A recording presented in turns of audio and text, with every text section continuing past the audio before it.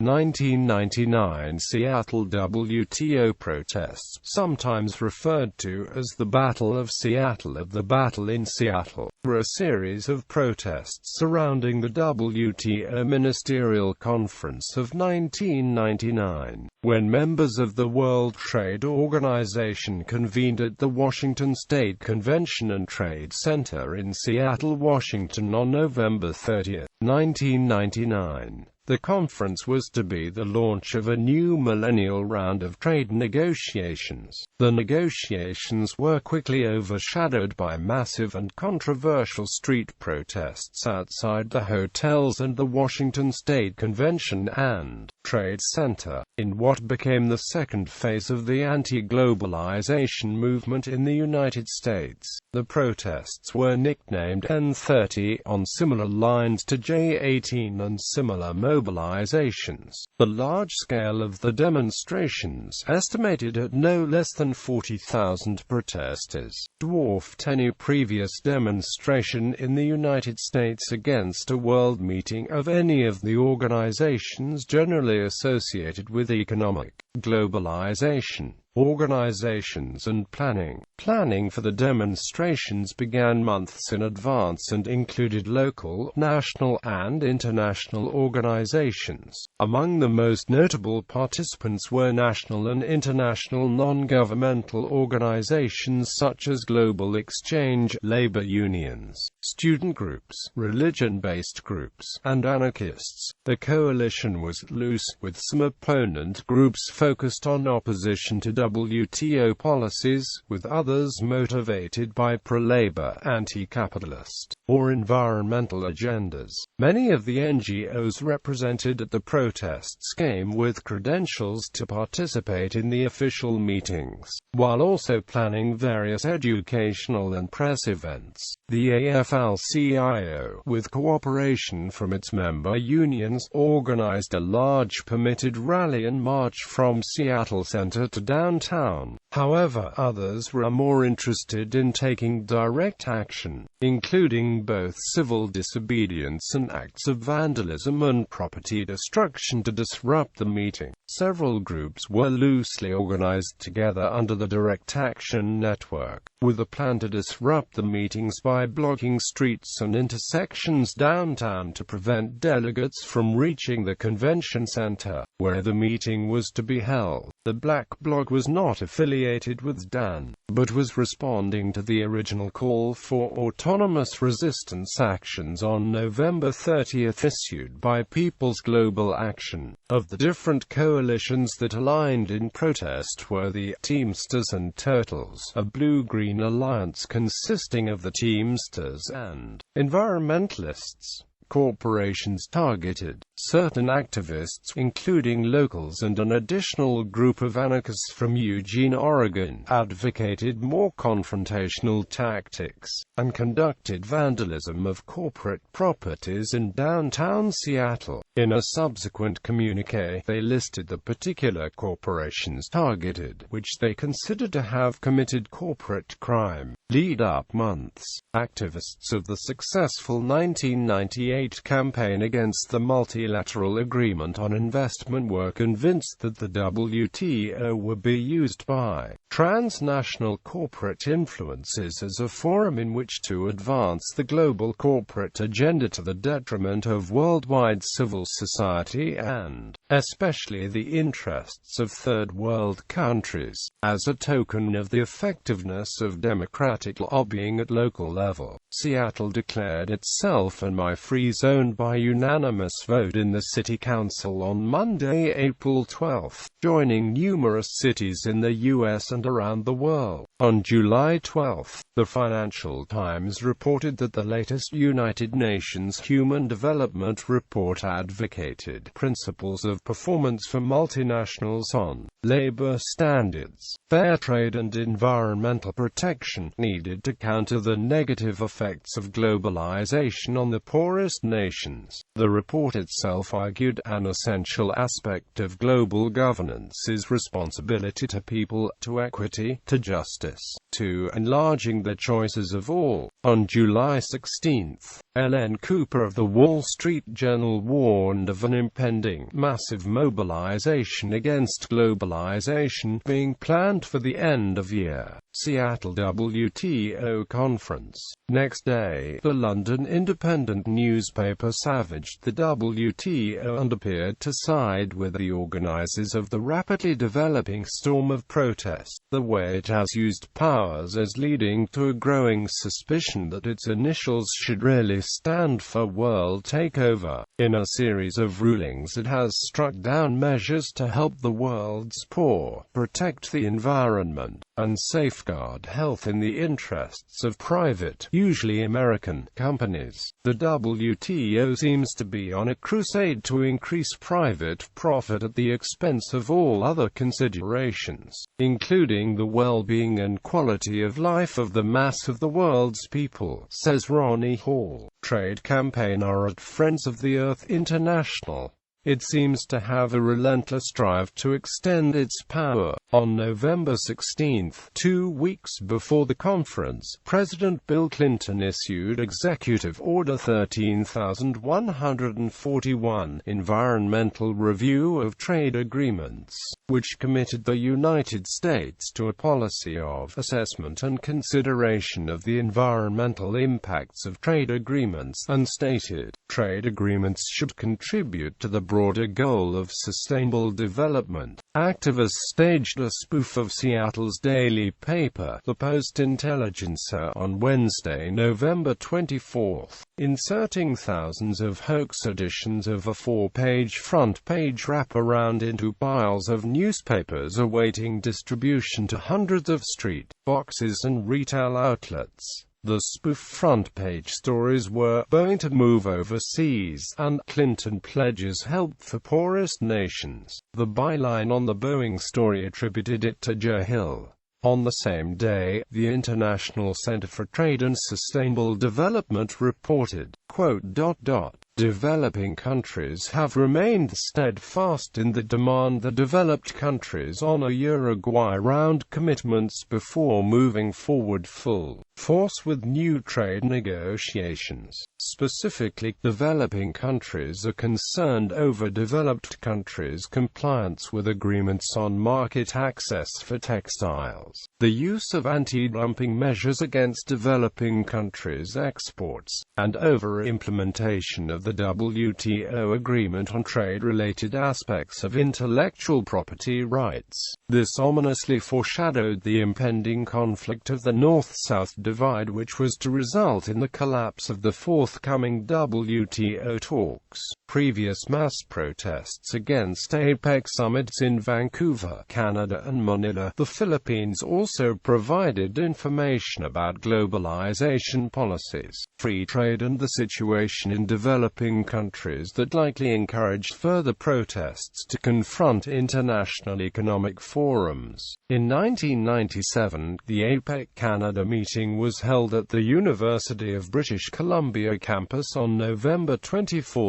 and 25 in Vancouver. Protesters on the campus and in downtown Vancouver were treated with some repressive measures by the Royal Canadian Mounted Police while they were experiencing splits among themselves on questions of tactics and the limits of civil disobedience. That mass response of a few thousand included leaders of protests previously held in Manila, where APEC had held a summit in 1996, when tens of thousands of labor, peasant and social justice groups had marched to oppose free trade. UBC may have welcomed the filming of Battle in Seattle on its grounds in the light of this past. N30, on the morning of Tuesday, November 30, 1999, the dance plan was put into effect. Several hundred activists arrived in the deserted streets near the convention center and began to take control of key intersections. Over the next few hours, a number of marchers began to converge on the area from different directions. These included a student march from the north, a march of citizens of the developing world who marched in from the south, and, beginning around 9 o'clock, militant anarchists marching down Pike Street from 6 6th Avenue, blockading the streets with newspaper boxes and smashing windows. Some demonstrators held rallies, others held teach-ins, and at least one group staged an early morning street party. Meanwhile, a number of protesters still controlled the intersections using lockdown formations. The control of the intersections, plus the sheer numbers of protesters in the area, prevented delegates from getting from the hotels to the convention center. It also had the effect of cutting the police forces in two. The police who had formed a cordon around the convention center were cut off from the rest of the city. The police outside of the area eventually tried to break through the protesters' lines in the south. That morning, the King County Sheriff's Office and Seattle Police Department fired pepper spray, tear gas canisters, and stun grenades at protesters at several intersections in an attempt to reopen the blocked streets and allow as many WTO delegates as possible through the blockade. At 6th Avenue and Union Street, the crowd threw them back. By late morning, the black bloc had swelled to 200 people and smashed dozens of shops and police cars. This seems to have set off a chain reaction of sorts, with previously non-violent protesters throwing bottles at police and joining in the vandalism shortly before noon. Some protesters tried to physically obstruct the activities of the black bloc. However, Seattle police did not react immediately because they had been convinced by protest organizers during the protest permit process that peaceful organizers would quell these kinds of activities. The police were eventually overwhelmed by the mass of protesters downtown, including many who had chained themselves together and were blocking intersections. Meanwhile, the late-morning labor-organized rally and march drew tens of thousands, though the intended march route had them turning back before they reached the convention center. Some ignored the marshals and joined what had become a street carnival-like scene downtown. At noon, the opening ceremony at the convention center was officially cancelled. It took police much of the afternoon and evening to clear the streets. Seattle Mayor Paul Scull declared a state of emergency, imposed a curfew, and a 50-block no-protest zone. Overnight, the governor Gary Locke called in 2 battalions of National Guardsmen. Other law enforcement agencies sent support, and before daylight on Wednesday, troops and officers lined the perimeter of the no-protest zone. Police surrounded and arrested several groups of would-be protesters. Beginning at 2100, a major clash took place on Broadway in the vicinity of Denny Way, involving rocks, bottles, and police concussion grenades. It did not involve a black bloc, but appears to have included local residents, although it is known that many local residents were treated as protesters, even being tear-gassed, despite having no part in the protests. Police called in from other cities mistook the typically crowded streets of Capitol Hill as groups of protesters. More than 500 people were jailed on Wednesday. Throughout the day, police used tear gas to disperse crowds downtown, although a permitted demonstration organized by the Steelworkers Union was held along the waterfront. Media response. The New York Times printed an erroneous article that stated that protesters at the 1999 WTO convention in Seattle threw Molotov cocktails at police. 2 days later, the New York Times printed a correction saying that the protest was mostly peaceful and no protesters were accused of throwing objects at delegates or the police. But the original error persisted in later accounts in the mainstream media. The Seattle City Council also dispelled these rumors with its own investigation findings. The level of panic among police is evident from radio communication and from their inflated crowd estimates, which exceed the numbers shown on news videotapes. ARC investigators found the rumors of Molotov cocktails and sale of flammables from a supermarket had no basis in fact. But rumors were important in contributing to the police sense of being besieged and in considerable danger. An article in the magazine The Nation disputed that Molotov cocktails have ever been thrown at an anti-globalization protest within the U.S. Video shot by anarchists at Seattle does show some protesters throwing debris at police, though media coverage of the battle in Seattle condemned the violence of many protesters.